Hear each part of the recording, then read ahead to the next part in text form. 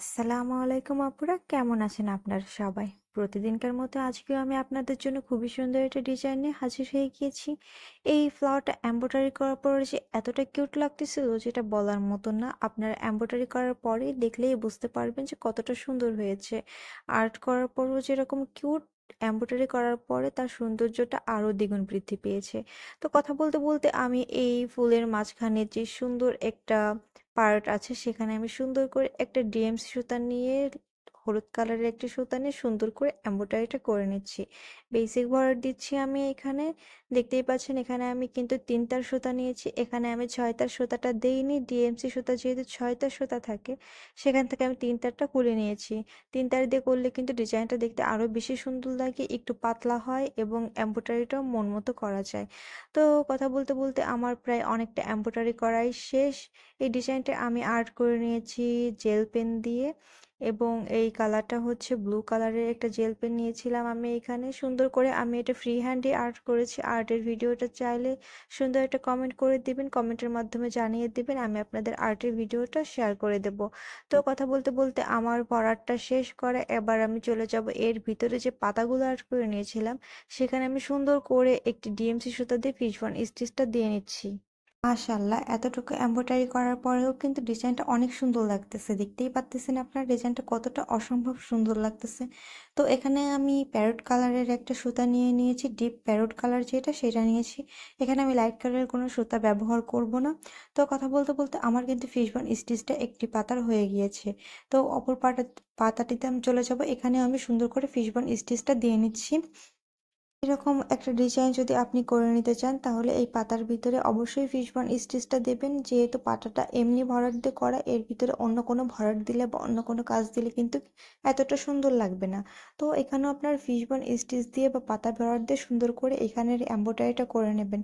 তো কথা বলতে বলতে কিন্তু আমার এই ভিতরে 3টা পাতায় এম্ব্রয়ডারি করা শেষ। আমি অফ ক্যামেরায় আরও কিছু করে নিয়েছি। তো একটা করে আপনাদের আমি দেখিয়ে দিচ্ছি করে। তো কড়ির ডালটা এমব্রয়ডারি করার জন্য আমি এখানে সেম সুতাটাই ব্যবহার করেছি।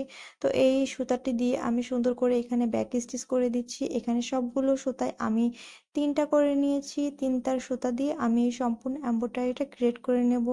ডিএমসি সুতা বা অ্যাঙ্কর সুতা, এই সুতাগুলোর কালার যে এত সুন্দর আসে যেটা বলার মতো না। আপনারা দেখতেই পারতেছেন যে কোনো কালার দিলেই চমৎকার ফুটে ওঠে যে কোনো কাপড়ের উপরে। তো কথা বলতে বলতে আমি এখানের এই কড়িগুলোতেও বা ডালগুলোতেও সুন্দর করে ব্যাক স্টিচ দিয়ে নিচ্ছি। ব্যাক স্টিচগুলো চেষ্টা করবেন সমানভাবে রাখার জন্য, তাহলে দেখতে ভালো লাগবে। হাতের কাজ 19-20 হবে সেটা ব্যাপার না, আপনারা আপনাদের চেষ্টা মতো যতটুকু সম্ভব ততটুকু করে নেবেন।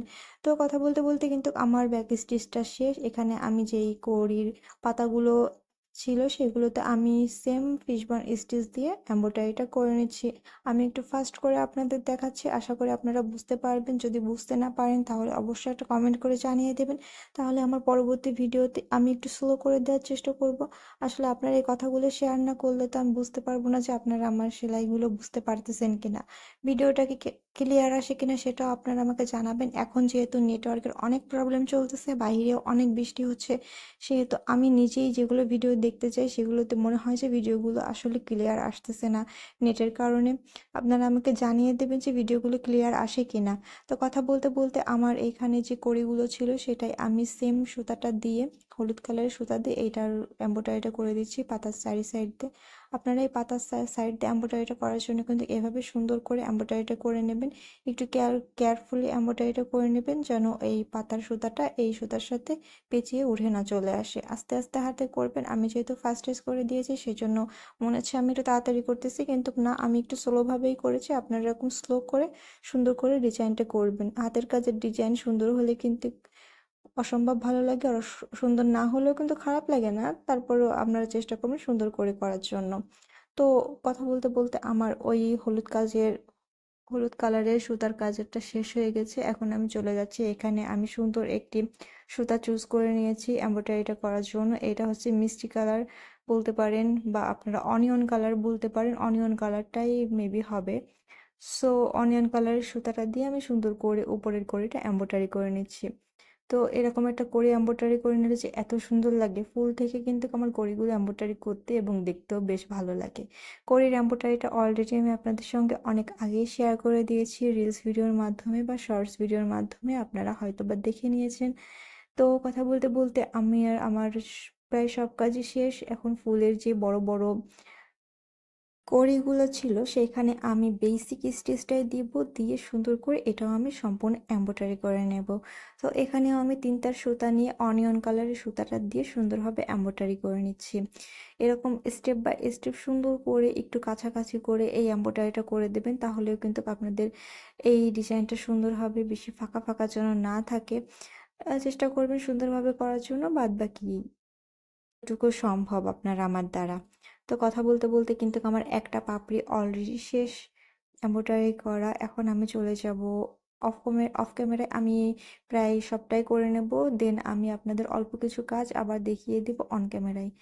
তো কথা বলতে বলতে কিন্তু এই পাপড়িটা আমার করা শেষ। এখন আমি অফ ক্যামেরায় সবগুলো পাপড়ি করে নিয়েছি, অন ক্যামেরায় আমি আরেকটা পাপড়ির কিছু অংশ একটু জুম করে কাছে দিয়ে আপনাদের দেখিয়ে দিচ্ছি যে এমব্রয়ডারিটা আসলে কিভাবে হবে, কিভাবে করলে আপনাদের এমব্রয়ডারিটা সুন্দর হবে। তো এইখানে আমি যে কাপড়টা ব্যবহার করেছি সেটা হচ্ছে অরবিট ভয়েল কাপড়, যেইটা আমার কাছ থেকে 80 টাকা বা 85 টাকা করে নিয়েছে। তো আপনারা এরকম সুন্দর একটা কাপড় চুজ করে নেবেন। এই কাপড়টা হচ্ছে বাঙ্গি কালার, বাঙ্গি কালারের কাপড়, লাইট বাঙ্গি যেটা, এটা কিন্তু ডিপ না, একদম লাইট। লাইটের পরে কিন্তু আমি একটু ডিপ ডিপ সুতা দিয়ে কাজ করতেছি, দেখতে কিন্তু অসম্ভব সুন্দরই লাগতেছে। আপনারা কমেন্ট করে জানিয়ে দেবেন যে কেমন লাগতেছে ডিজাইনটা। এই কোয়ালিটির ডিজাইন কিন্তু আপনারা যে কোনো ফুলকারি কামিজের মাঝে বা কুশন কভারে, বালিশের কভারে, টেবিল ক্লথে, ওয়ালমেটে কিংবা ব্লাউজের পিছনে, বেবি ফ্রকে, ফতুয়াতে খুবই সুন্দরভাবে ব্যবহার করতে পারবেন। ডিজাইনটি ভালো লাগলে একটা শেয়ার দিয়ে দিবেন ফ্রেন্ডস অ্যান্ড ফ্যামিলির মাঝে। ডিজাইনটা আমি আপনাদের জুম করে ফুল লুকটা দেখিয়ে দিচ্ছি। ডিজাইনটা কিন্তু এরকম হয়েছে, দেখতে অনেক ভালো হয়েছে। আশা করি আপনাদেরও ভালো লাগবে। ভিডিওটা শেয়ার করে দিবেন, যারা পেজ থেকে দেখছেন এটা ফলো দিয়ে রাখবেন, যারা চ্যানেল থেকে দেখছেন এটা সাবস্ক্রাইব করে নেবেন। সম্পূর্ণ ভিডিওটা দেখার জন্য, পাশে থাকার জন্য আপনাদের অসংখ্য ধন্যবাদ। আল্লাহ হাফেজ।